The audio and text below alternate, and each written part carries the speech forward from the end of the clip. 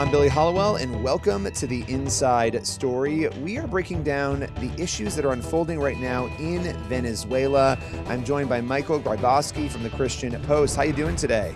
Doing all right. There's a lot to talk about here. Obviously, a lot of speculation, a lot of theories. Some people are rejoicing in the streets. Others are frustrated over President Donald Trump and the Trump administration essentially sending the military to go in and remove Maduro and his wife and to bring them up on charges here in the U.S. and narco-terrorism charges and really a lot of details here.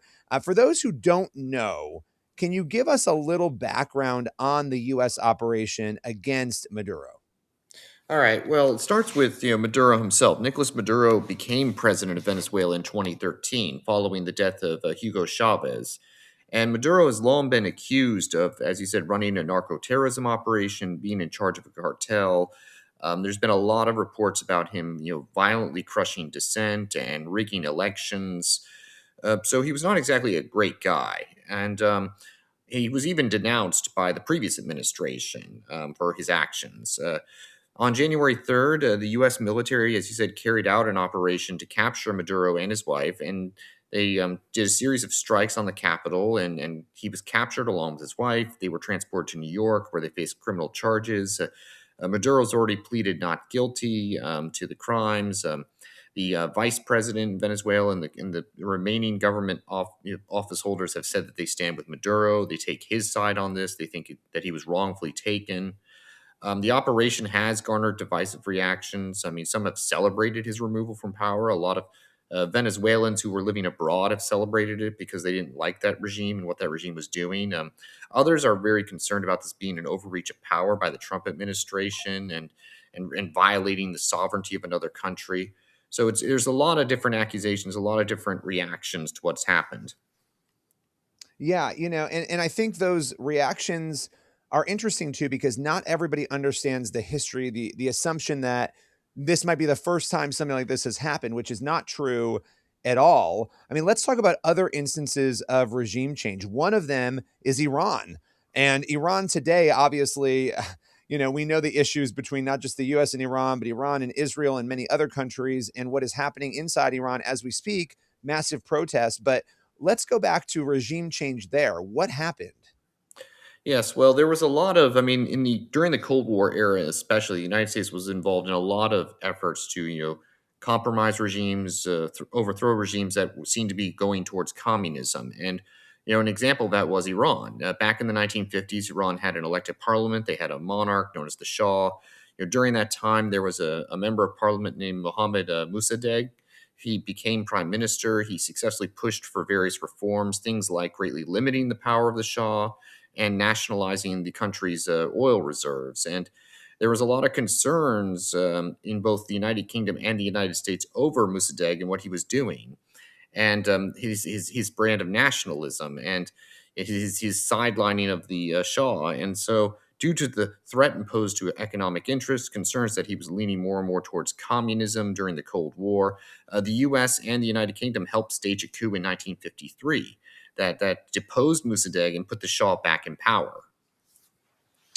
This is interesting because you have that regime change, and a lot of times the assumption is you make a regime change and the situation is going to be better after for the people in that country, or better for relations between that country and the United States. You would assume that is one of the reasons why this sort of thing might happen. But how did life change before and after that regime change there in Iran, and why does that still matter today? Well, as a result of the coup, the Shah, he was put back in power. He ruled absolute, basically. He cracked down heavily on political dissent. He had his own secret police known as the Savak, which were notorious for abducting and torturing people. By the time you get to 1979, there's so much opposition to and backlash to this rule that the Shah was finally ousted from power, and eventually you get the revolution, which leads to the founding of the Islamic Republic and the Ayatollah coming into power, filling that power vacuum. And our steadfast support for the Shah during that time, during his regime, after he was overthrown, that fueled a lot of anti-American sentiment in the country. And that was one of the reasons why we are still on bad terms with Iran today, is they really haven't ever forgiven us for supporting the Shah. Yeah, and that's why these are big decisions, right? They matter and they can span decades of not only influence but impact on what happens around the globe and our relations. And so we don't know what's going to happen in Venezuela because it's just happening now. But even the fact, and just sort of shifting to that for a moment, that you see people rejoicing in the streets who have fled Venezuela to come to the United States, it shows you that there was a repression, that there was under Hugo Chavez and Maduro not only a lot of chaos and restriction and obviously no First Amendment, but also an economy that has not gone very well for the people, with 80% of people living by estimates in poverty and 8 million people since 2014 fleeing Venezuela. But I want to get into it, and you have a piece on this. Obviously, we'll link to it. And that's why we're talking about this, where you cover 7 of these regime changes. Another is Guatemala. What happened there? Well, that was another example of a Cold War era operation, largely aimed at trying to stop the spread of communism outside of Eastern Europe. During the 1940s and 1950s, Guatemala had pursued a lot of political reform and economic reform. They gained a lot of controversy and concern from us because their government, especially under Jacobo Arbenz, who was elected president of Guatemala in 1950, they were pursuing agrarian reform, which worked on things like doing land redistribution, putting in more regulations on businesses, including the United States-based company, the United Fruit Company. And so there was a lot of concerns about what this was happening, some of these ramifications from these policies and what they were doing. And both Arbenz and the Guatemalan Labor Party, which was communist leaning, they were both assuming more power and control over the country. And so in 1954, the U.S. organized a coup against Arbenz in response to this, and it involved arming political exiles, people who had fled Guatemala because of they were on the outs politically, as well as getting support from parts of the Guatemalan military who didn't like the policies that the Labor Party and Arbenz were pursuing. And the coup was a success, in part because very few members of the military wanted to support Arbenz in the first place. And so he got removed from power and he fled the country. And from there, though, the story of Guatemala becomes quite tragic because after Arbenz gets overthrown, Guatemala is ruled by a series of right-wing military dictators and experiences a decades-long civil war that results in the deaths of approximately 200,000 people. So it's a very rough time period for Guatemala at post Arbenz. Yeah, I mean, and again, this shows that what is happening right now is not new. And I want to talk about one more of these. And again, I want people to read the piece so they can see more. But again, helping us understand the history here. Haiti is a nation that has struggled Mhm. so much with natural disasters and political turmoil. Obviously, that's another regime change example. Take us through that one, which happened, I believe, in the early 2000s. Yeah, that one was post Cold War, interestingly enough, and it wasn't even just us. Canada and France also took part in that coup. They'd supported opposition forces in Haiti that wanted to overthrow Haitian President Jean Bertrand Aristide. Aristide has the credit as being the first democratically elected president of Haiti. He was elected in 1990. He was ousted by the military in 1991, just their military. We weren't involved in that one. In fact, ironically, in 1994, we helped pressure the Haitian government to have Aristide return to power in 1994 because we took issue with what was going on over there. But when Aristide was reelected in 2000, he started again champion policies that we took issue with, that other foreign powers took issue with. There were also accusations of election fraud in 2000. There were claims that Aristide had rigged the elections, although I don't know if the evidence was as strong as it is with someone like Maduro, for example. But these various issues led to increased political opposition within Haiti to Aristide, and eventually we along with the Canadians and the French, we decided to side with that opposition government, and we were able to get him removed from power and exiled. Unlike a lot of folks, though, this list, he actually returned to Haiti in 2011. To my knowledge, he's still involved in politics. Wow. Yeah, I mean, it's interesting that we covered some, Cold War and then post Cold War here. Now, the last question for you, and this is really important, I think, as Christians, most importantly, but also as people, who live in a country, and our country is a wonderful nation. Mhm. But like any other nation, we're going to make good decisions and bad decisions. How do we balance understanding the positives and the negatives of U.S. driven regime change? How do we approach that again, particularly as Christians?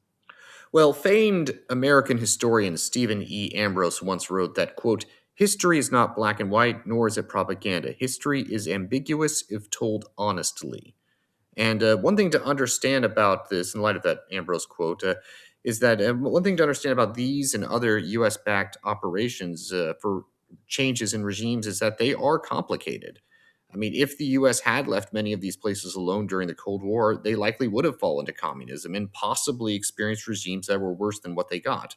Then again, most of these right wing dictators that we propped up during that time period did initiate brutally repressive regimes. So were they better off in the long run? It is debatable. Also, it is always important to note that with nearly all of these interventions, both the ones I mentioned and ones that didn't make the list, the U.S. had a lot of support among the local population. It is not as though countries like Guatemala, Iran, and Haiti that the people there were 100% behind their leaders until we showed up. All of them had substantial opposition that we were able to work with. As one of my history professors told me on the first day of class, a class centered on U.S. Cold War interventions in Latin America, people determine their own history. I mean, there is agency among those who are in these countries. As for the Christian response, I think there are a couple things that we can take away from all of this that I think are very important. First is that this world is not our home. No country in existence today or ever is the perfect embodiment of God's kingdom, and that includes the United States. Second, because these issues are often complicated, we need to understand that Christians of goodwill are not always going to agree on these matters.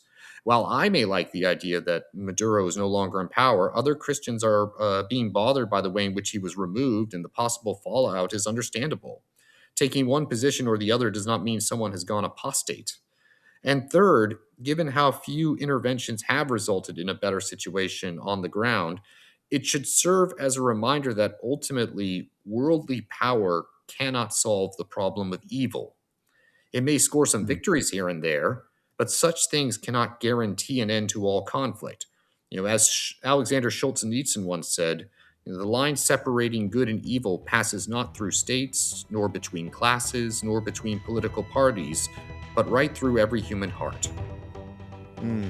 That is absolutely an incredible way of looking at this. Michael, as always, appreciate your time today. Thank you. Everyone else, make sure that you tune in next week for another episode of The Inside Story and head over to the Christian Post at christianpost.com. We'll see you next week.